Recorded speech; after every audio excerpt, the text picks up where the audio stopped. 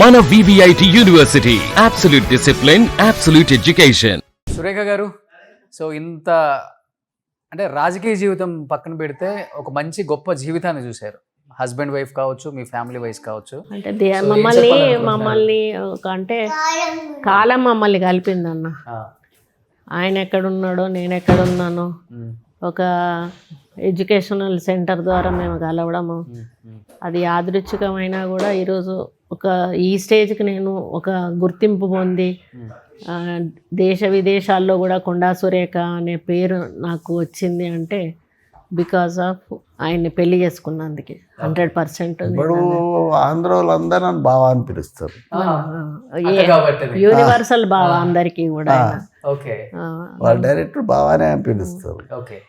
బావ అంటారు. ఒకవేళ మేము పోతే కట్నాలు పెడతారు, పైసలు పెడతారు, బట్టలు పెట్టడమే కాదు డబ్బులు కూడా పెడతారు. వద్దంటే లేదు మా ఇళ్ళల్లో తీసి పెడతాం మా ఆడబిడ్డలకి, మీరు తీసుకోవాలి అంటారు. చాలా సింపుల్ గా ఉంటారు సురేఖ గారు. మీరు పెద్దగా బిల్డప్, చీరలు, బంగారాలు, వజ్రాలు ఎప్పుడు చూడలేదు అంటే. మా ఆయన అదే అంటాడు, నీకు వచ్చిన పేరే దాంతో, నువ్వు సింప్లిసిటీకి ఉంటావు కాబట్టి. నేను ఎప్పుడన్నా జోక్గా అడుగుతా అన్నట్టు, నాకు ఒక డైమండ్ గాజులన్నా ఏమన్నా చేపియరా, ఎప్పుడన్నా ఒకసారి అన్న అడిగినరా, ఈ నగ కావాలి ఆ నగ కావాలి అంటే, నువ్వు ఏది లేకుండా ఉంటేనే నీకు ఈ పేరు ఉంది, నువ్వు ఏం వేసుకున్నా కూడా నీకు ఆ పేరు ఉండదు. ఈరోజు రాజకీయాలలో నీకు ఇంత మంచి పేరు వచ్చింది అంటే బికాస్ ఆఫ్ నువ్వు నీ సింప్లిసిటీగా నువ్వు ఉండడమే. ఒకరోజు రెడ్డి గారు కూడా అంతే, అప్పటి నుంచి ఇప్పటికి అదే సింప్లిసిటీ. మీ మెల్లో చైన్ తప్పితే నేను ఎప్పుడు హడావుడిగా డైమండ్ ఎప్పుడన్నా బోనాలు కానీ అట్లాంటివి అయినప్పుడు అట్లాంటి తప్ప నా బిడ్డ ఫోర్స్ వేస్తుంది, అప్పుడు వేసుకుంటా తప్పితే ఇంకా తక్కువ. చీరలు కూడా అంతే చాలా సింపుల్ హెవీ. నేను అన్న 6,000-7,000 మ్యాక్సిమం 10,000 దాటిందంటే నాకు ఇంకా మనసు ఒప్పదు ఆ చీర కొనడానికి. అది వేసుకుంటే నాకే బరువు అనిపిస్తుంది అన్నట్టు ఆ రేంజ్ పెట్టుకుంటాను నేను.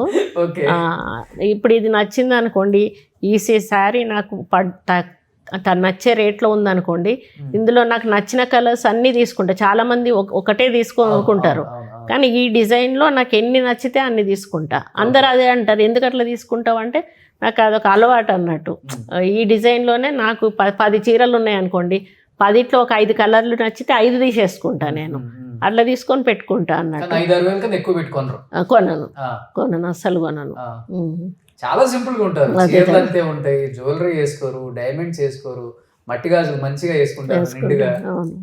ఇంక ఈ మధ్యలో తగ్గించాను, ఇంకెక్కువ వేసుకునేదాన్ని. ఈ మధ్యలో కొంచెం అంటే ఇక మాకు ఓల్డ్ ఏజ్ వస్తా అంటే మాకు కొంచెం ఇరిటేషన్స్ ఉంటాయి కదా, ఇప్పుడు తగ్గించాను. లేకపోతే డజన్ వేసుకునేదాన్ని ఇక్కడ నుంచి ఇక్కడ వరకు. అదే చాలా సింపుల్ గా ఉంటారు.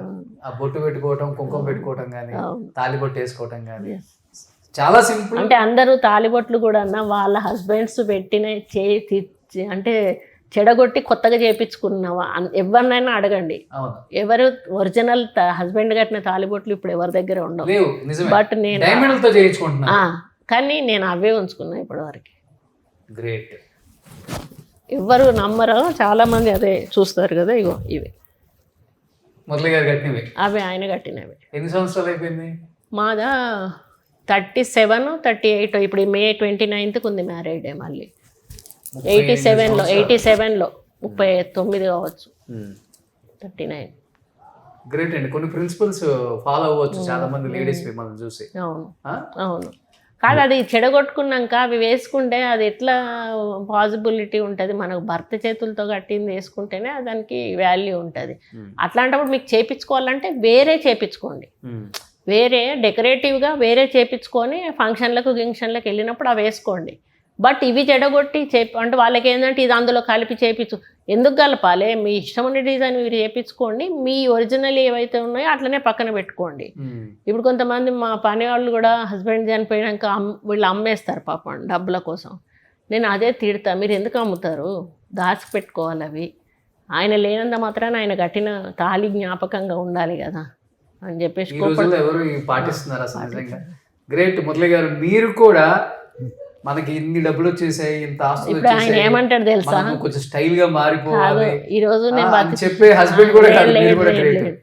అంటే ఈయన ఏమంటాడంటే, నా ఏదన్నా మామూలుగా చావు పుట్టుకల విషయం వచ్చిన నేనెన్నడు చచ్చిపోవాలి, నీ తాళి చాలా గట్టిది, నేను అప్పుడప్పుడే పోను అంటాడు అన్నట్టు. నీ తాళి చాలా గట్టిది, నీ బొట్టు తాళి చాలా గట్టిది అంటాడు. నిజంగా ఆ రోజు నా పాప 4 ఏళ్ళు అన్న ఆయన ఫైరింగ్ అయిన రోజు, దాని కళ్ళ ముదట జరిగింది. ఆ రోజు ఆయన కోసమే రిటర్న్ అయినా, లేకపోతే నేను దారి దొరికింది ఈయనకి. ఆ దారిలో వెళ్ళిపోతుంటే ఈ పోర్ని కాలవండ్రా అని చెప్పేసి 3-4 ఫైరింగ్ చేసే వరకు పాపను కాల్చారు అనుకొని వెనక్కి వచ్చాడు. ఈ అంత లోపల పాపను తీసి గోడవతలు ఇసిరేశారు. ఈయన వాళ్ళకి దొరికిపోయిండ్రు అన్నాడు, లేకపోతే దొరకకపోవు. ఆ పాప కళ్ళ ముందట అసలు ఆ ఊరోళ్ళు అయితే వారం రోజులు పిల్లలు స్కూళ్ళకి పోకుండా జ్వరాలు వచ్చి పడుకున్నారు. అంతా ఒక ఇంగ్లీష్ మూవీ టైప్లో జరిగింది అసలు అదంతా కూడా. అందరు తలుపులు పెట్టుకున్నారు, కిటికీలోంచి చూస్తాను, ఒక్కొక్క తలుపు కొట్టడము దిగడము, ఎవరు తలుపు తీసుడు లేదు. ఆఖరికి అందరు పడిపోయి ఈయన కింద పడిపోయినాక ఇక చచ్చిపోయిండు అనుకొని ఊరంతా వచ్చి చుట్టూ నిలబడ్డది. నేను ఇంట్లో ఉన్నా. ఒక అబ్బాయి వచ్చి అప్పయ్య చచ్చిపోయిండు. అప్పయ్య అంటే నాకు అర్థం కాలే, బాబాయో అట్లా అంటాం కదా మనం, చిన్న అని అంటాం. అప్పయ్య పడిపోయిండు, అప్పయ్య చచ్చిపోయిండు అంటే అప్పయ్య ఎవరు అంటే అప్పయ్యని కాల్చేసిండ్రు అని అన్నాడు. అప్పుడు నాకు స్ట్రైక్ అయింది. ఇంకా నేను కూర వండుతున్నా, తను వస్తున్నాడని చికెన్ అత్తమ్మ కలిపిస్తే వండుతున్నా.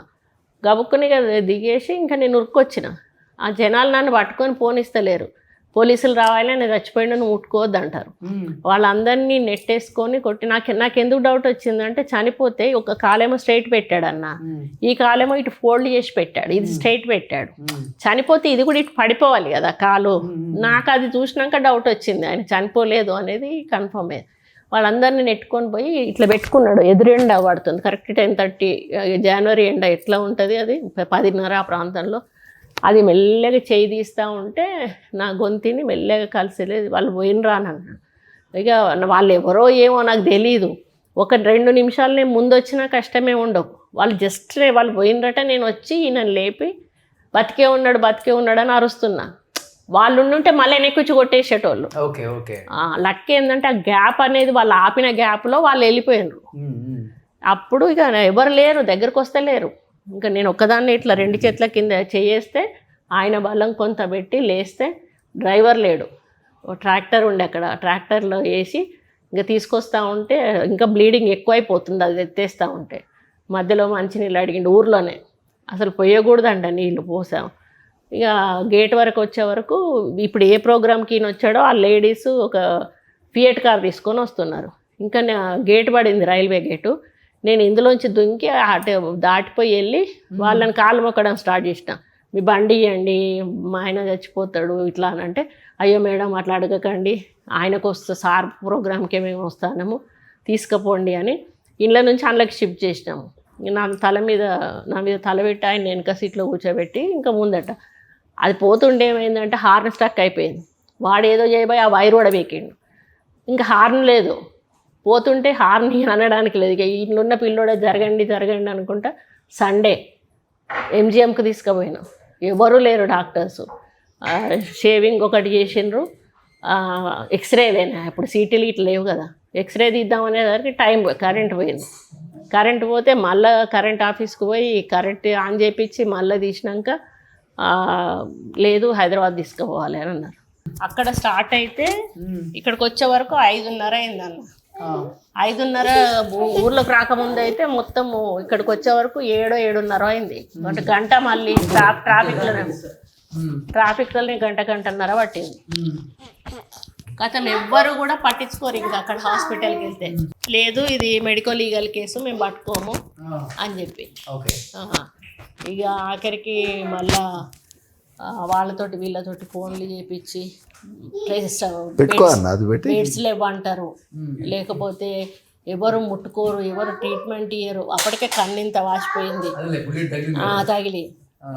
ఇక ఆఖరికి ఒక పేషెంట్ లోపల చనిపోయినాక అప్పుడు ఈయనను స్ట్రెచర్ నుంచి లోపలికి షిఫ్ట్ చేసింది. సో ప్రజలు అంటే వాళ్ళ ఆశీర్వచనాలు కావచ్చు, లేకపోతే వాళ్ళ అంటే ఇంత దూరం రావాలంటే మామూలు విషయం కాదు. అంటే ఎవరికైనా ఒక లీడర్ ఉంటాడన్న, ఏ లీడర్ లేకుండా స్వతహాగా ఒక బీసీగా ఒక మారుమూల పల్లెటూరు ప్రాంతం నుంచి ఈ స్థాయికి ఆయన రాగలిగినాడు అని అంటే దాని వెనకాల ఆయన ఎంత కృషి, ఆయన పట్టుదల అదంతా ఉందో ఒకసారి ఆలోచించాలి. ఎవరికైనా ఒక గాడ్ ఫాదర్ అనేవాడు ఉంటాడు. కానీ నాకెవరు లేరు. లేరు. కానీ ఈయనను అనగదొక్కేదానికి చాలామంది దొరలు ప్రయత్నం చేసినా కూడా వాళ్ళని ఎదిరిగి ఇక్కడి వరకు రాగలిగాడు అంటే ఇట్స్ నాట్. ఫ్యూచర్ గోల్స్ ఏంటి మురళి అన్న? ఇంకా ఏం చేయాలని రాజకీయాల్లో కానీ లేకపోతే అన్న నాకు స్వతహాగా కోరికలు ఉండే అన్న. నాకు బీదులకు బాగా సాయం చేస్తాను. చెప్పాను నీ ఆడికి జాతీయ జెండా ఎత్తా నేను. అంటే కొంచెం లెఫ్ట్ ఐడియాలజీ ఉంటుంది కదా, అట్లా అంటారు. లేనోడు లేని పద్ధతిలో ఉన్నాడు, ఉన్నోడు ఎదిగిపోతున్నాడు. ఎదిగిపోతున్నాడు. వాళ్ళ పరిస్థితి ఏందన్నా, ఎలా ఇల్లు ఇస్తుండు, నేను విమర్శించుడు కాదు, ఇల్లు ఇస్తుండు. 100 గజాలు ఉంటేనే ఇల్లు ఇస్తుండంటే వాళ్ళు 50 గజాలలో చీరలు కట్టుకొని ఉంటుండ్రు ఇంటి చుట్టూ. ఆ రేకుల షెడ్డు ఏడా ఇబ్బంది పెడుతుందో అని వాళ్ళ పరిస్థితి ఏంది? తప్పు కదన్న అది. సో ఇంకా ప్రజలకు మంచి చేయాలి, అదే మీ తపనంతా. రాజకీయాల్లో ఉన్నా ఉండకపోయినా నేను మీ గోలే ప్రజలకు మంచి చేయటం. రాజకీయాల మీద నాకు ఇంపార్టెన్స్ ఇయ్యన్న, అవే వస్తాయి. నేను ఒకరి దగ్గరికి పోను, నేను లాబింగ్ అనేది తెలియదు అన్న మొదట. నేను పోను. నేను ఇప్పటివరకు గాంధీ భవన్ పోయిందే 3 సార్లు. రాజశేఖర్ అని ఉన్నప్పుడు రెగ్యులర్ పోయేది. నన్ను టీఆర్ఎస్ ఉన్నప్పుడు హరీష్ అన్న బతిలాడేది, మావాడు తాండు ఒక్కసారన్న మీటింగ్కి వచ్చేయి, మావాడు తాండు ఒకసారన్న మీటింగ్కి వచ్చేయి అంటే ఒక్కసారి పోయినా. ఏది టీఆర్ఎస్ పార్టీ ఆఫీస్ మీటింగ్. అజాత శత్రువులే అన్ని రాజకీయ పార్టీ వాళ్ళు మిమ్మల్ని ప్రేమిస్తారు. రాజకీయ నాయకుడిగా మిమ్మల్ని ఎప్పుడు చూడలేదు ఎవరు కూడా. సో ప్రజలు కూడా అదే విధంగా చూస్తారు. మురళి అన్న దగ్గరికి వెళ్తే న్యాయం జరుగుతుంది, ఆయన చేతనైంది ఆయన చేస్తాడు, సహాయం కూడా అనేది ఒక పేరే ఉంది. ఆ పేరుని అలానే కొనసాగించుకోవాలని, మీరు కూడా అలానే దేవుడి ఆ బ్లెస్సింగ్స్తో ఇన్ని సంవత్సరాలు చాలా హ్యాపీగా ఆరోగ్యంగా సంతోషంగా ఉన్నారు. 100 సంవత్సరాలు పూర్తి చేసుకోవాలని మనస్ఫూర్తిగా కోరుకుంటున్నాను. సో 60 దాటినా కానీ బాగా మెయింటైన్ చేస్తున్నారు, ఇలానే ఉండాలి. డైట్ ఏం ఫాలో అవుతా మీరు? లేదన్న, ఏది ఉంటే తింటారు, ఏది ఉంటుంది అయినా బాగా మెయింటైన్ చేస్తున్నారు కదా. ఎక్సర్సైజ్ చేస్తారు అంతే. వాకింగ్ చేసేదాన్ని 5 కిలోమీటర్లు వాకింగ్ చేస్తాను, ఈయన చేస్తారు. ఇప్పుడు కూడా చేస్తాను. నేను చేయడం మానేసా మంత్రి అయిన కంచి, లేకపోతే రోజు 5 నేను కిలోమీటర్లు. గెస్ట్ హౌస్లో బాగా చేస్తాను. గెస్ట్ హౌస్ పోతా. మా అమ్మ ఊళ్ళో వ్యవసాయం కోసం ఆడ ఉంటే ఇబ్బంది అని వరంగల్కి పట్టుకొచ్చుకున్నా. చెప్పిన 1,20,000 పెట్టి ఎకరం కొంటే ఇప్పుడు 70,000 గజం అయింది. అది 9 ఎకరాలు. ఓకే, అట్లా నాకు కలిసి వస్తాయన్న. మంచి చేస్తే కలిసి వస్తుంది. భూమి అంటే పిచ్చి, జాగ అంటే పిచ్చి. ఈయనకు ప్రాపర్టీస్ అంటే భూములు కొంటాడు, జాగాలు కొంటాడు, అంతే తప్పితే బిల్డింగులు కొని ఇన్కమ్లు వచ్చి అట్లా సోర్స్లు వచ్చేటి కొనమంటే అసలు కొనడు. భూమి రేపు ఇవాళ ఇంత ఉంటే దానికి డబుల్ వస్తుంది మనకి. ఓకే. అయితే నా బిడ్డ ఒక టీవీ కొన్నదన్న. అప్పుడు ఫస్ట్లో వచ్చేటి ఇట్లా కింద వరకు బాక్స్ అప్పుడు స్టార్టింగ్లో వచ్చినాయి టీవీ. 1,00,000 రూపాయలు, 1,05,000 ఎంతో ఆ టీవీకి. నా బిడ్డ అడిగినందుకు బిడ్డకు కొనియాలి కదా అని చెప్పేసి కొనిచ్చిండు. ఇప్పుడు అది ఎక్కడో ఉంది, ఇక్కడో ఇప్పటికి ఉంది ఆ టీవీ. అది కనపడ్డప్పుడల్లా అంటాడు, ఆ 1,00,000 పెట్టి ఆ రోజు 5,000 10,000 ఎకరం ఉంటుంది, కొనుంటే ఇప్పుడు ఈ రోజుకి ఎన్ని కోట్లు అయ్యి ఉండేది. ఇప్పుడు దాన్ని 500 కూడా కొన్నాడు కదా, అంతే కదా. సూపర్. అదే మీ ఆలోచనలు అప్పుడు అలానే ఉండేవిలే, భూముల మీద ఎక్కువ పెట్టేవాళ్ళు. సుమన్ టీవీలో మీ పర్సనల్ అండ్ బిజినెస్ ప్రమోషన్స్ కోసం కింది నెంబర్కి కాంటాక్ట్ చేయండి.